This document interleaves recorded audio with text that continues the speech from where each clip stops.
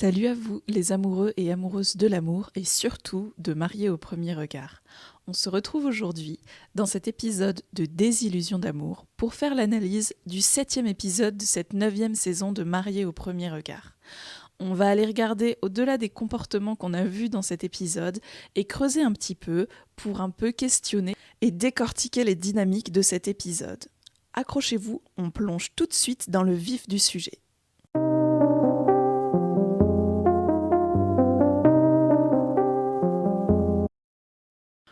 On commence tout de suite avec Jennifer et Kane, qu'on n'avait pas vus depuis 2 semaines. Alors déjà, un grand plaisir de les retrouver, parce qu'ils ont quand même cette bonne humeur, cette joie de vivre, et cette aisance à discuter, à évoluer tous les deux, qui est quand même assez agréable à regarder. Et voilà, et c'est toujours un plaisir de les retrouver.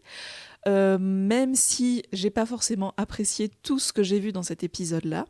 Donc là, on avait la suite et la fin de leur voyage de noces à Tenerife, où donc ils ont continué de se rapprocher. On va dire que la problématique un peu, enfin là la question c'était est-ce qu'ils vont passer le stade supérieur, c'est-à-dire coucher ensemble ou pas.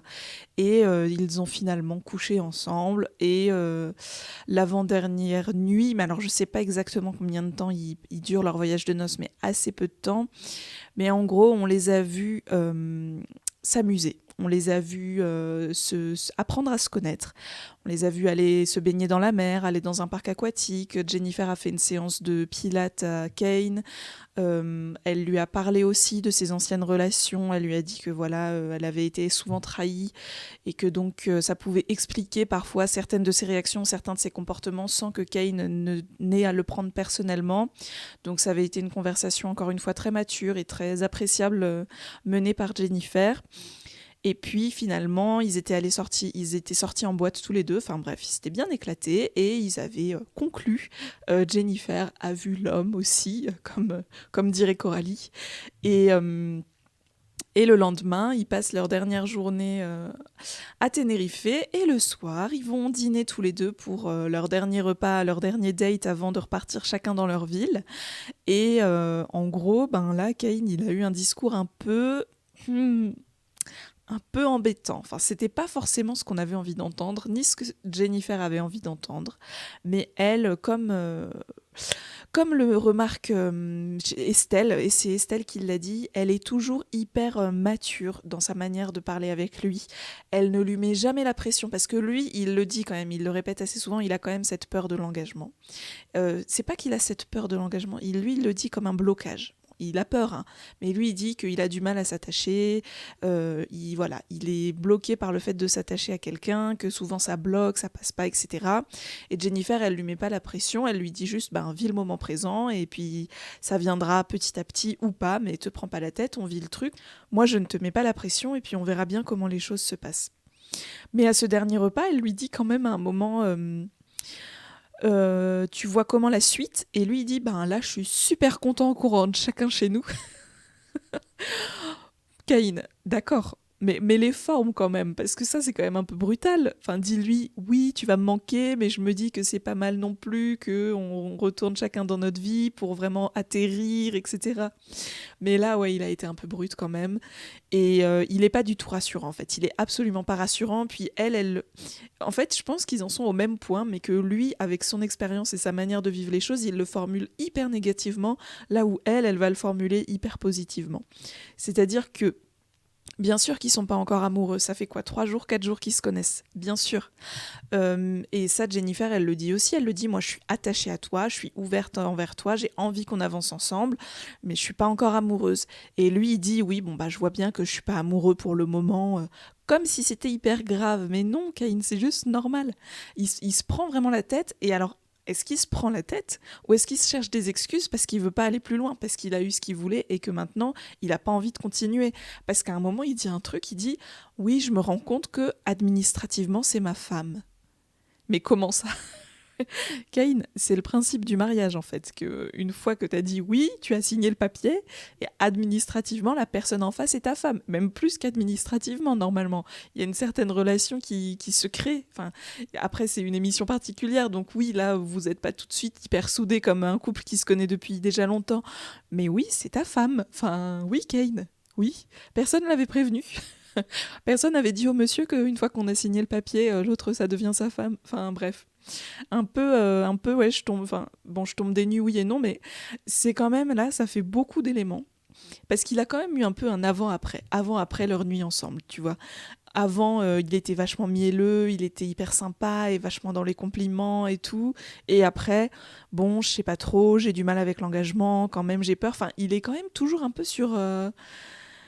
dans le contraste, quoi. Et ça va être fatigant pour Jennifer si elle doit toujours osciller entre le Kane super heureux et le Kane qui se pose des questions. Et puis au bout d'un moment, ça va être fatigant aussi. Il va falloir que, pas maintenant, ça fait que 4 jours, mais il va falloir que d'ici la fin de l'émission, là, une fois que ça fera un mois qu'ils sont ensemble, qu'ils voient les choses de manière un peu plus claire, parce que ça va être compliqué sinon. Et je me dis, si ça se trouve, il voit déjà les choses extrêmement clairement, il sait qu'il veut pas continuer. Mais j'ai quand même des doutes. Moi, je sais pas s'il est aussi catégorique que ça. Je sais pas, j'ai pas envie tout de suite, là, à cet épisode 7, de le ranger direct dans la catégorie des tombeurs, des fuckboys et des serial lovers. J'ai envie d'attendre encore un peu. J'ai peut-être tort, hein, franchement, parce qu'il nous a quand même donné beaucoup d'indices. Mais j'ai envie d'attendre encore un peu, donc on verra la prochaine fois. Ensuite, on a Sophie et Guillaume. Alors, Sophie et Guillaume, franchement, eux, ils nous en font voir des émotions, hein. Déjà, donc, on les retrouve à ce mariage-là où il y a un peu une sorte d'évidence autour de leur couple et aussi autour de la rencontre de leur famille et de leurs amis. Et du coup, la fête se passe super bien, surtout que tout le monde met l'ambiance dans la famille de Sophie. Ils avaient préparé déjà leur flash mob, donc leur petite choré qu'ils font devant tous les autres. Ensuite, il y a aussi le père de Sophie qui est déchaîné, qui passe son temps à danser, à faire des chorés, à mettre l'ambiance. Il y a aussi la mère de Sophie et sa nièce qui avaient fait un petit texte tout mignon sur Sophie. C'est un peu comme Cendrillon qui rencontre son prince charmant mais qui ne le connaît pas encore, etc. Bref, hyper mignon. À un moment, oui, quand ils dansent tous, on voit que même les expertes, elles sont au max de leur vie. Elles kiffent trop, elles s'amusent à fond. Et je me dis, c'est bien pour elles parce qu'elles avaient subi quand même le mariage d'Anthony et Laurie pas longtemps avant. Ou, je sais pas si c'est dans l'ordre chronologique, hein, mais je me dis, c'est bien qu'elles s'amusent aussi un peu. Et en tout cas, bref, c'est hyper intense, hyper heureux. Et tout le monde s'amuse. Sauf Guillaume. Guillaume, pour moi, il donne le change parce qu'il est sympa, parce qu'il est poli, mais il est déjà en full panique là. Et ça se voit, à un moment, il y a certaines, quand il est tout seul, on voit qu'il a un peu le regard dans le vide, il a des petites bouffées d'angoisse à l'intérieur de lui, je pense. Mais même ses potes le perçoivent pas franchement. Parce que je pense qu'il est aussi heureux, il est aussi touché par tout cet amour, mais au fond de lui, ça le fait grave paniquer. Déjà, quand il y a ses potes qui lui disent d'ailleurs, on a dit maintenant, toute la famille de Sophie et nous, on se retrouve au moins une fois par mois. Lui, il est même pas sûr que ça va matcher avec sa femme, sa nouvelle femme. Et il y a ses potes qui ont déjà prévu de faire des barbecues avec la famille, la belle famille. C'est chaud, quoi. Ça met un sacré coup de pression. Et je pense que ses proches, ils s'en rendent pas compte. Mais lui, là, il est en panique. En plus, lui, il a donc sa famille qui n'a pas pu venir. Et il voit une famille extrêmement soudée face à lui. Je pense que ça lui fait un peu, pas forcément mal, mais je pense que ça lui fait ressentir un petit peu quand même de regret et de mélancolie par rapport à ça, par rapport au fait que lui, il aurait peut-être bien aimé vivre ça aussi avec sa famille. Et donc, je pense que ça, c'est aussi un point un peu difficile pour lui, problématique. Et puis, il y a aussi la relation avec le papa qui prend beaucoup de lumière dans cette soirée. Lui, il disait que son père, c'était son modèle, qu'il était très fusionnel avec lui, qu'il lui ressemblait beaucoup et qu'il l'a perdu assez récemment, il y a 1 an et demi ou 2 ans au moment du tournage, 1 an et demi avant le moment du tournage.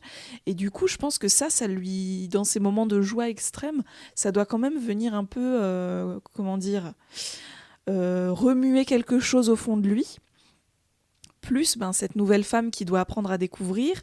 Je pense que Guillaume, là, déjà pendant cette soirée, il était un peu en panique, mais il gardait la face. Et c'est dommage qu'il n'ait pas pu exprimer cette panique parce que ses amis étaient justement tellement heureux qu'il a dû se dire, bon, faut pas que je casse l'ambiance, quoi, ça doit juste être le stress, détends-toi Guillaume. Et ou alors je surinterprète complètement, hein, ça c'est aussi possible. Et en fait, ensuite, du coup, Sophie, elle est quand même assez heureuse parce qu'elle voit toute sa famille joyeuse et puis elle a d'un naturel assez positif et pétillant, donc elle kiffe, quoi. Elle profite du moment et elle est super contente. Et bien que je pense qu'elle a aussi du stress au fond d'elle, mais elle a l'air quand même assez positive et contente. Et à un moment, elle a un de ses amis qui fait un discours et qui lui dit qu'elle est un diamant, qui a différentes facettes, qu'on a voulu briser. Et bon, c'est son histoire, donc je comprends que son ami ait voulu dire ça dans son discours, mais je me mets à la place de Guillaume, qui lui, du coup, a ce discours-là où il apprend que des gens ont essayé de la briser sans contexte, sans détail. Déjà là, c'est étrange, quoi. Enfin, ça fait beaucoup pour lui. Ça fait beaucoup, je trouve, à supporter, à encaisser pour lui en une seule soirée, à la fois autant de bonheur et des infos comme ça assez importantes. Donc ouais, je trouve que là c'est assez chaud pour Guillaume. Enfin, ça renforce un peu mon impression qu'il y a un déséquilibre qui se crée entre les deux, où Sophie elle est à fond, elle est tout feu tout flamme, et où lui il essaye de la suivre parce qu'il a aussi ce caractère un peu joyeux, positif et tout, mais il a des choses qui le retiennent et des choses qui l'interrogent, et il n'arrive pas forcément à les verbaliser. Et en fait, après, ils vont faire leur nuit de noces. Ils vont dans cette super villa et c'est le soir après le mariage. Ils se sont épuisés. Et on sent que Guillaume, il est déjà un peu en retrait. Enfin, il n'est pas non plus complètement fermé, mais oui, il est un peu renfermé. Du coup, je dis il n'est pas complètement fermé, mais un peu renfermé. On va dire il se referme un peu plus. Mais ça peut être la fatigue aussi. Enfin, c'est difficile à interpréter vraiment. De manière, comment dire, il y a des tas de facteurs qui font qu'il peut être un peu fermé ce soir-là, et le lendemain matin, ils vont prendre leur petit déjeuner tous les deux au bord de la piscine, et là, Sophie lui fait un parfait exemple de trauma dumping. Donc pour ceux qui ne savent pas ce que c'est le trauma dumping, j'ai cherché une petite définition sur internet, je vous mettrai le lien. C'est une conversation à sens unique au cours de laquelle quelqu'un déverse ses émotions et ses expériences négatives à quelqu'un d'autre, mais sans s'assurer que celle-ci est disposée à entendre ses paroles. Et là, c'est exactement le cas. C'est-à-dire que Sophie, elle se dit, moi j'ai une histoire, un passé difficile avec les hommes, un passé de violence conjugale, un passé traumatisant, et je veux que mon nouveau mari le sache tout de suite pour qu'il sache qui je suis, qu'il connaisse mon histoire et qu'on ait une relation 100% honnête. Et ça part d'une très bonne intention, donc ce qu'elle fait Sophie, mais c'est hyper maladroit. Et en fait, j'ai noté une autre citation d'une psychiatre qui dit: lorsque nous évoquons des traumatismes avec une personne qui n'est pas préparée, nous risquons qu'elle agisse ou réagisse d'une manière qui renforcera sans le savoir le traumatisme vécu. Donc en gros, le fait là qu'elle déverse tout à Guillaume sans que Guillaume il sache que ça allait arriver, et lui il est pas psy donc il sait pas forcément comment réagir, et puis même s'il était psy, là c'est le premier matin avec sa nouvelle femme, il est pas là en tant que psy, il est là en tant que mari, que nouveau mari dans une expérience un peu particulière. Il y a comment dire, il va pas pouvoir bien réagir en fait. Et là, on le voit, il est accablé par ces informations, il se referme un peu, il dit rien. Il n'arrive pas à dire des choses que Sophie a envie d'entendre. Et du coup, Sophie, ça renforce une certaine douleur en elle parce qu'elle se dit, mince, je pensais avoir trouvé un homme qui me ferait oublier ces douleurs-là. Et finalement, je vois qu'il n'a pas les réactions que j'attendais de lui. Donc en fait, non, je ne trouverai donc jamais quelqu'un qui pourra me rassurer, m'accepter, me protéger comme je le voudrais. C'est ça qu'elle risque de penser, et d'ailleurs c'est un peu ce qu'elle dit, et du coup c'est tout à fait contre-productif parce que c'est pas forcément ce qu'il pense, c'est juste que la situation a fait qu'il pouvait pas réagir différemment lui avec ce qu'il était à ce moment-là. Et donc en fait, pourquoi il faut pas faire de trauma dumping? C'est pour ça. Et qu'est-ce qu'elle aurait pu faire à la place? C'est ce que nous dit un peu Marie. Il aurait fallu attendre un peu plus, quoi. Vraiment, le moment est important. Il faut que tu sois sûr que la personne en face de toi, elle est disposée à entendre les expériences que tu vas lui partager. Parce que c'est sûr qu'il ne faut pas qu'elle les garde pour elle et qu'elle lui cache. C'est pas du tout ça l'idée. Mais c'est être sûr qu'ils se connaissent déjà un peu mieux. Ils ont déjà pu un peu faire évoluer leurs liens. Là, ils se connaissent depuis même pas 24 heures. Et de pouvoir aussi faire en sorte que ça soit une conversation qui soit vraiment à deux et pas juste à sens unique, c'est-à-dire qu'elle lui parle un petit peu de certaines choses et qu'elle le laisse parler aussi. Enfin, qu'elle le laisse parler, qu'elle le laisse intervenir et dire certaines choses. Donc bon, là, ça a été vraiment difficile et je pense, je crains, et ma copine Ariane est d'accord avec moi, que c'était un peu la goutte de trop et que là, ils vont pas revenir, Guillaume, il va pas réussir à revenir de ce moment-là. Je pense que ça va créer une vraie cassure dans ce qui aurait pu être une belle histoire et que ça va pas, ils vont pas réussir à remonter la pente et à recréer ce lien qu'ils avaient fantasmé en plus juste avec le fait de s'être touché les mains. Ils s'étaient déjà imaginé des trucs de fou et là, il y a eu plein de petites fragilités dans cette relation du côté de Guillaume en tout cas, et maintenant ça vient aussi du côté de Sophie puisqu'elle a créé sans le vouloir une situation où elle aussi elle s'est créé des doutes et j'ai peur que ça n'aille pas bien du tout. Et le fait, oui, qu'ils arrivent aussi tard aussi, là on est déjà épisode 7, ça sent pas bon.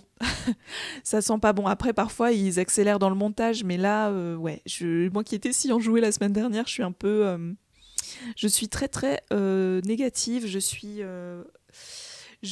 ne leur donne plus beaucoup de pourcentage de réussite à leur couple. Donc en tout cas j'ai hâte de voir la suite, comment ils vont un peu gérer ça, et en même temps là pour le coup j'en veux un peu aux expertes qui auraient dû... Elles savaient l'histoire de Sophie et elles savaient que Sophie elle allait vouloir en parler. Pourquoi elles n'ont pas briefé Sophie? Justement de lui dire tu vas devoir lui partager ces choses-là, on va un peu te briefer sur comment le faire pour éviter de faire du trauma dumping et que lui panique. Et ça je pense qu'elles auraient pu le faire facilement et elles l'ont pas fait et je trouve ça vraiment dommage parce que là du coup ça a vraiment mis un point, enfin pas un point final, on sait jamais, mais ça a quand même fait une petite cassure qui à mon avis sera insurmontable dans cette relation. Ensuite, on découvre enfin le futur mari de Clémence, enfin futur mari. Il a toujours pas dit oui, hein.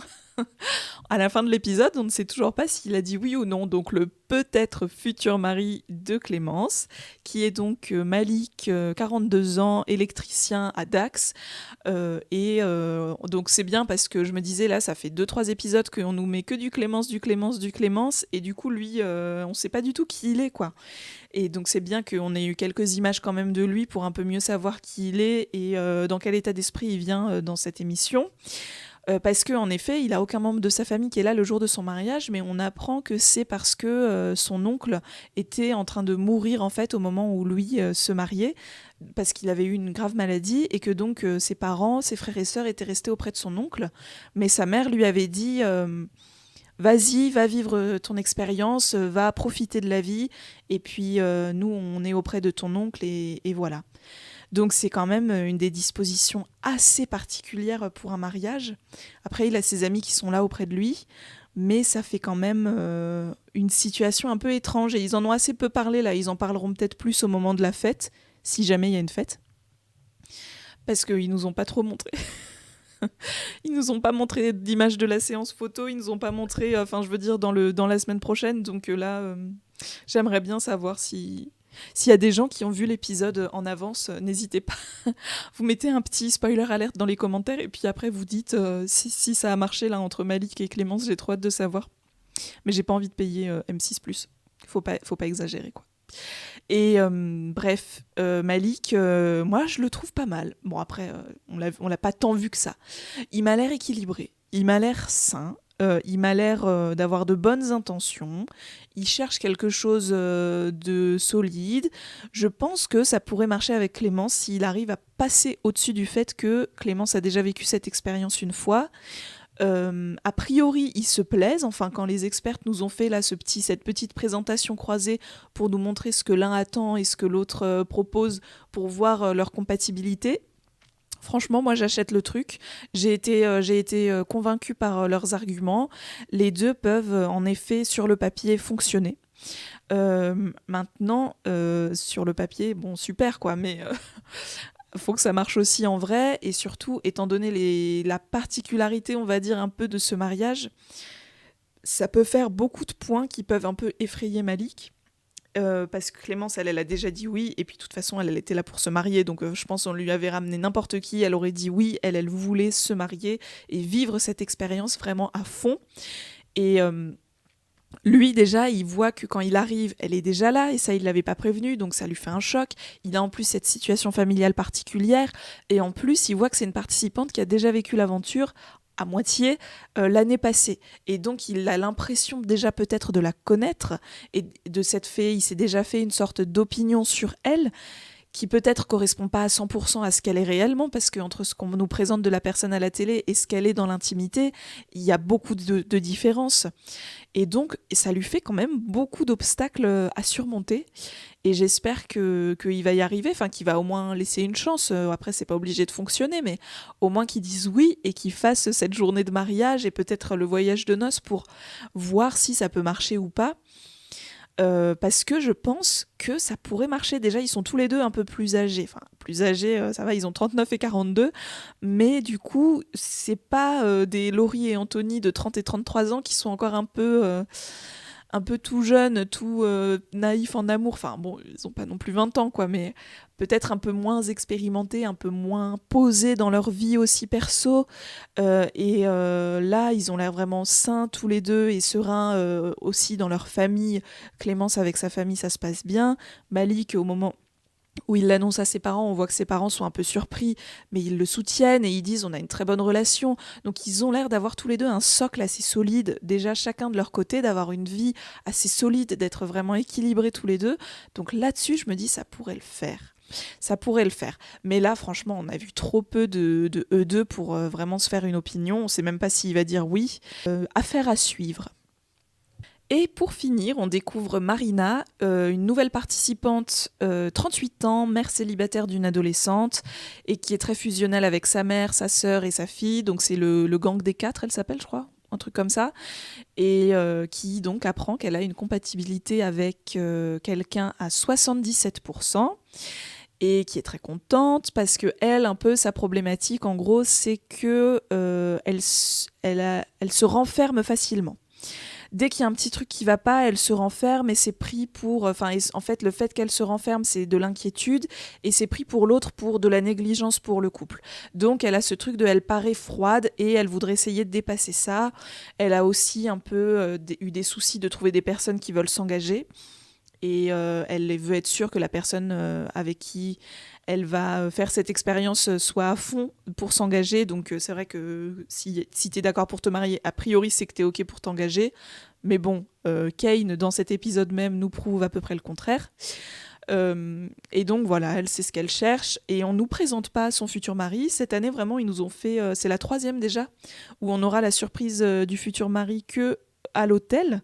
On a eu Monsieur 78%, donc Bruno, Malik, et là, le futur mari de Marina, que j'appelle le gnome pour le moment, parce que il s'est passé 2-3 choses avec Marina dans cet épisode, et notamment le fait que sa mère était un peu surprise, mais parce qu'elle lui avait pas dit, encore une fois, si vous mentez aux gens quand ils apprennent la vérité, ils sont sous le choc. Hein.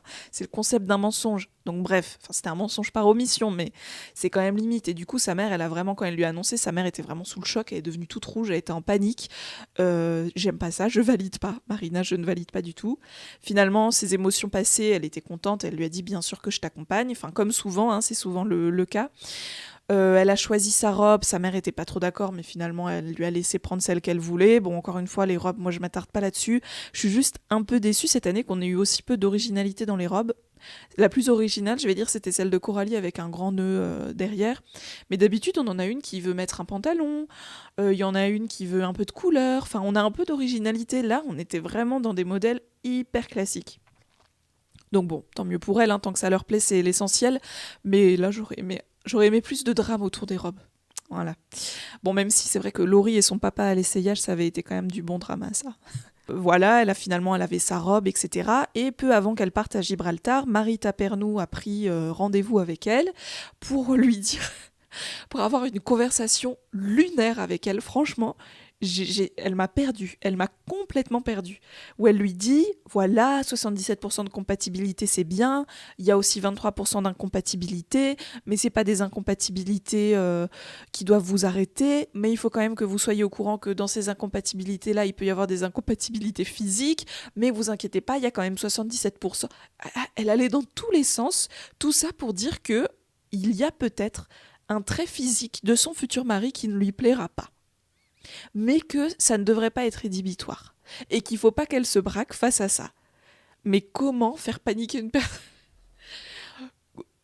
Marie, c'était quoi l'objectif là? De la rassurer? Parce qu'elle m'a pas du tout la rassurée, la Marina.